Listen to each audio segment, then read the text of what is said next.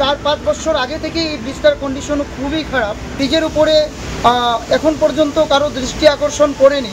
আজকে 4-5 বছর গতিকে ক্যারেক হয়ে গেছে। শিবনগরে ধসে পড়ার আশঙ্কা, আরসিসি সেতু হুমকিতে বরাক উপত্যকার লাইফলাইন 6 নম্বর জাতীয় সড়ক। বরাক উপত্যকার লাইফলাইন হিসেবে পরিচিত 6 নম্বর জাতীয় সড়কের শিবনগর এলাকায় একটি আরসিসি সেতু ভয়াবহ ঝুঁকির মুখে পড়েছে। সেতুর নিচের 3টি পিলারের আশেপাশের মাটি ও পাথর সরে গিয়ে বিশাল গর্তের সৃষ্টি হয়েছে। বর্তমানে প্রায় 40 মিটার দীর্ঘ সেতুটি মাত্র একটি পিলারের উপর ভর করে রয়েছে, যা মারাত্মক দুর্ঘটনার আশঙ্কা তৈরি করেছে। গত 3-4 বছর ধরে এই দুরবস্থার মধ্যেই সেতুর উপর দিয়ে ভারী যানবাহন চলাচল অব্যাহত রয়েছে। ইতিমধ্যে সেতুটির এক পাশ নিচের দিকে নেমে গেছে এবং সেতুর জয়েন্টেও ফাটল দেখা দিয়েছে। আশেপাশের বসত বাড়িগুলো ভাঙনের ফলে নিচের দিকে তলিয়ে যাচ্ছে। স্থানীয়রা দাবি করেছেন, শিগগিরই কর্তৃপক্ষ ব্যবস্থা না নিলে জাতীয় সড়কটি যে কোনো সময় সম্পূর্ণ বন্ধ হয়ে যেতে পারে, যা গোটা বরাক উপত্যকার যোগাযোগ ব্যবস্থাকে বিপর্যস্ত করে তুলবে। সংশ্লিষ্ট মহলের জরুরি হস্তক্ষেপ এখন সময়ের দাবি। রিপোর্ট, আজকের Barak. BVCL presents Ajker Borak, a digital unit of Adrija Enterprise. Valley Cement. Valley strong, very strong.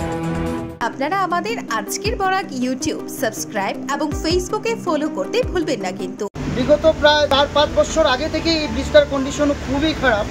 আমরা কিছুদিন আগেও দেখতে পেয়েছি গেমন ব্রিজ যেটা দুর্ঘটনা হয়েছিল, তার জন্য প্রায় 2 মাস আমরা অপেক্ষা করেছি। যা আজকের দিনে কিন্তু গেমন ব্রিজটা খুলেছে, হয়তো আমার বাঙ্গারপাড় সেতু যেটা এটাও ঠিক হয়ে যাবে। কিন্তু আমি আমার ওই এলাকার আমার সঙ্গে আরও কিছু এলাকার বিশিষ্ট ব্যক্তিরা রয়েছেন, ওই ব্রিজের উপরে এখন পর্যন্ত কারো দৃষ্টি আকর্ষণ করেনি।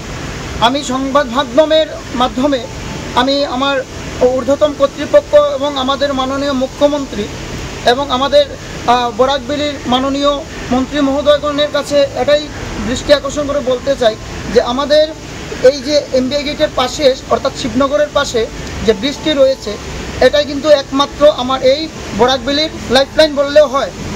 যদি আজকের দিনে ওই ব্রিজটি কোনো রকমের কন্ডিশন যা আমরা দেখতে পেয়েছি, আমরা আমাদের সংবাদ মাধ্যমেরও 2-3 জন মানুষ এসেছে, ওনারাও দেখতে পেয়েছেন, অবস্থা খুবই ভয়াবহ।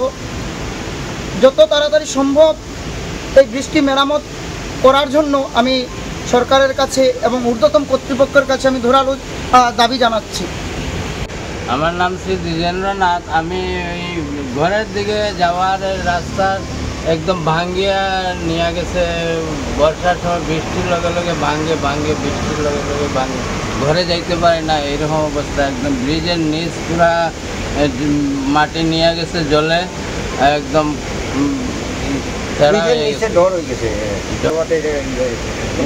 একদম গর্ত হয়ে গেছে। ব্রিজটা আজকে 4-5 বছর গতিকে ক্যারেক হয়ে গেছে। এই ব্রিজটা বেটার বাড়ি যাইবার রাস্তা, বড় যাইতো রাস্তা বন্ধ হয়ে গেছে, এটা ডর হয়ে গেছে। ব্রিজে এমন অবস্থা করছে, পুরা ডর বনে গেছে, মানে ঘরে যাইবার রাস্তা নাই। এটা এই পরিস্থিতি হয়েছে। এই ব্রিজটা তাড়াতাড়ি মেরামত করবার অনুরোধ জানাইছি আমরা। ব্রিজটার যে পরিস্থিতি হয়েছে, এই 2 বছর থেকে দেখা যেতেছে যে ব্রিজটা একদিকে খাইতে গেছে এবং ওই যে ব্রিজের নিচে যে মানে গর্তটা হয়েছে, এটার থেকে এই যে বাড়িঘরটা বাইরে নিতেছে, এতটুকু এটা তো আপনি দেখতেছেন।